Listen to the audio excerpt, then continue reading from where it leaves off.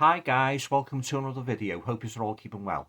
Now for this video, I'm going to do something a little bit different because what I'm going to do, I'm going to show you five vampire movies from the 1970s that don't feature Count Dracula. So I've got a couple of titles here from my collection and I'll read you the blurb about each one just in case you're not familiar with the movie. So as I say, these are going to be five of my favourite vampire movies from the 1970s that don't feature the king of the vampires, Count Dracula. I've got one honorary mention at the end of the video. It's not a 1970s movie, but I think it's one of the greatest vampire movies ever made, yeah. All right then. Okay, without further ado, guys, let's just get started. So the first Blu-ray vampire movie from the 1970s I'd like to show you that doesn't feature Count Dracula is a movie called Twins of Evil. Watched this many times, always enjoy it whenever I revisit it, and I'll just read you the blurb at the back just to give you an idea of the story if you're not familiar with it. Two beautiful orphaned identical twins, Maria and Frieda Gellhorn, moved to the village of Karnstein to live with their uncle Gustav Whale, played by Hammer horror favourite Peter Cushing. A fanatical Puritan and leader of the local witch-hunting brotherhood, the village counts an evil man who secretly practices Satanism, uses black magic, and transforms into a vampire. Unhappy with her new life, Frieda seeks escape and tragically falls under the spell of the Count.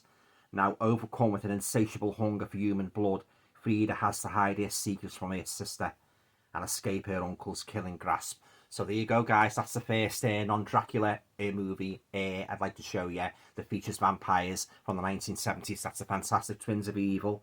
Yeah, made in 1971. And there's the back, guys. There you go. Some great special features there. So there you go. Twins of Evil. The next one I'd like to show you is another great Hammer classic from the 70s that doesn't feature Count Dracula. And that's a movie called Vampire Circus. Again, I watched it many times. I always enjoy it when I revisit it. And again, I'll just read you the blurb at the back just to give you an idea if you're not familiar with it. Now, when a little girl is brutally slain by a vampire in a tiny 19th century European village, the townspeople invade the foreboding castle of Count Mitterhaus and kill him for the crime. Now, as the Count dies, he curses the villagers and vows that their children will all die so that he may someday return to life. 15 years later, as the village is ravaged by the plague, a travelling circus comes to town and distracts the villagers from their current hardships. But little do they know that their troubles are only beginning. So there you go, guys. That's the fantastic Vampire Circus, again, from the 70s. And again, doesn't feature Count Dracula. Yeah, fantastic movie from 1971. And there's the back there, guys. Great edition, this one. Got the reversible slip cover as well, guys.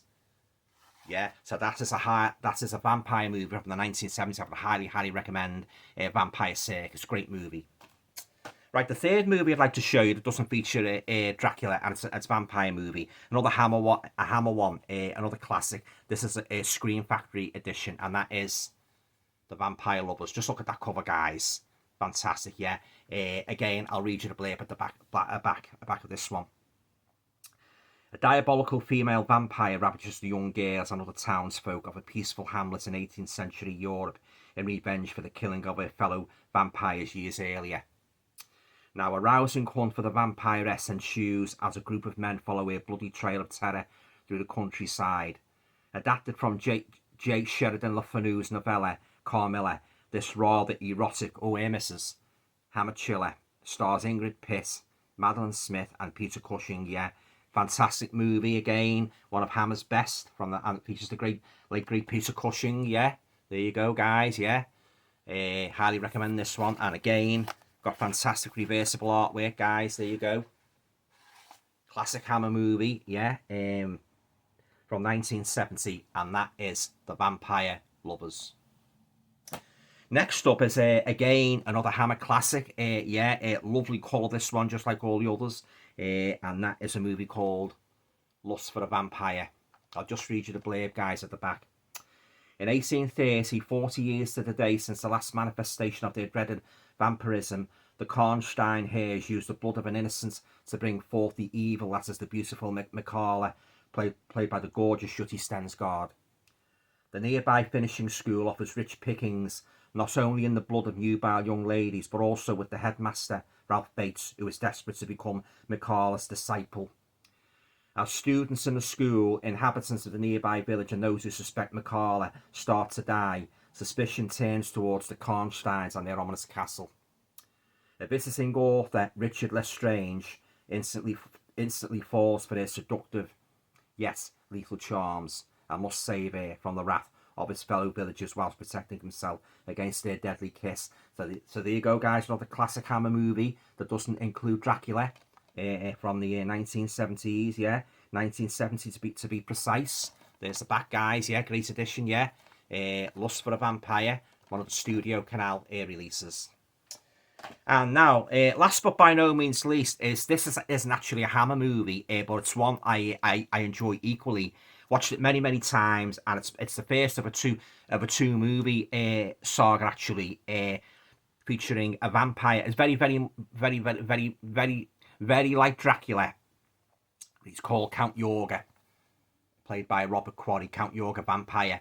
Can't recommend this movie highly enough, guys. If you love vampire movies, especially set in modern times, if this is actually set in America, I think you will love this one. Yeah, they actually made a sequel, The Return of Count Yorga, which I've got in the box set here.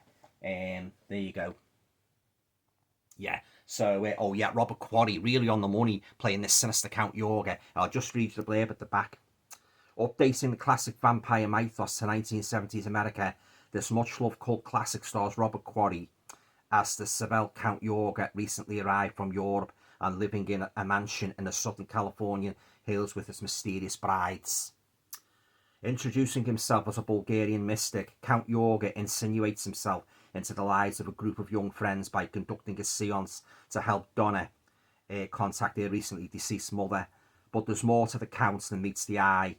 Now, as Donna and her friend Erica begin to act strangely, their concerned boyfriends, Michael and Paul, consult with Dr. Hayes.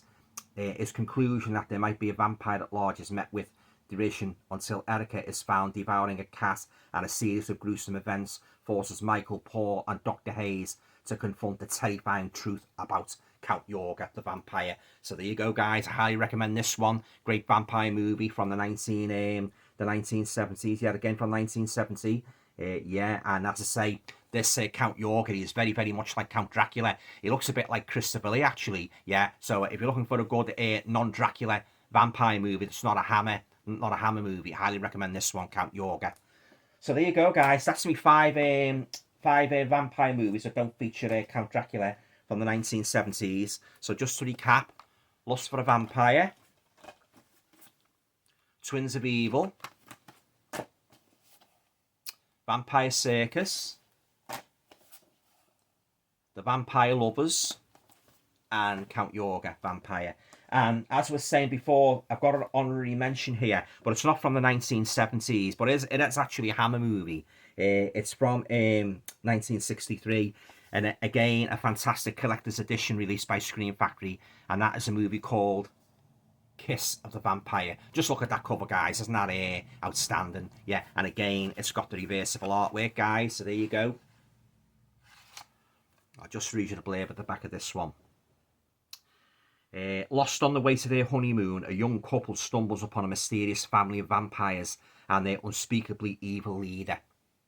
Now, when a wrong turn leaves newlyweds Marianne and Gerald Harcourt stranded in a remote Bavarian forest, they have no choice but to accept the hospitality of the hypnotic Dr. Ravnar, distinguished lord of a nearby castle.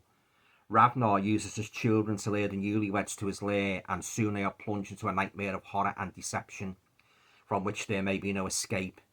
Their only hope is Professor Zimmer, who calls upon an ancient ritual in a desperate attempt to destroy the vampires and free Marianne from Ravnar's power.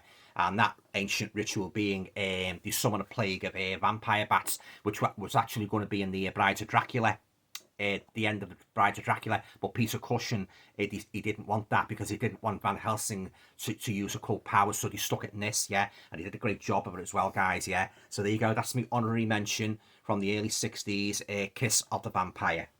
Okay, guys, that just about winds up this video. Have you got any of those non-Dracula vampire movies? I'd like to know what your thoughts of them. Leave your comments down below. You know, be very interested. Of course, I've got quite a few more vampire movies there in my collection.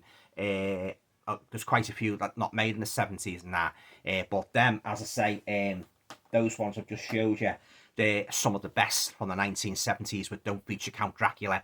Very, very well, very well done by Hammer. And as I say, if you haven't seen them, I'll highly recommend them. Yeah. All right then, guys. That's it. The usual. If you like the video, please feel free to share, subscribe, comments, and all going well. I'll be back again very, very soon with another video. Bye for now.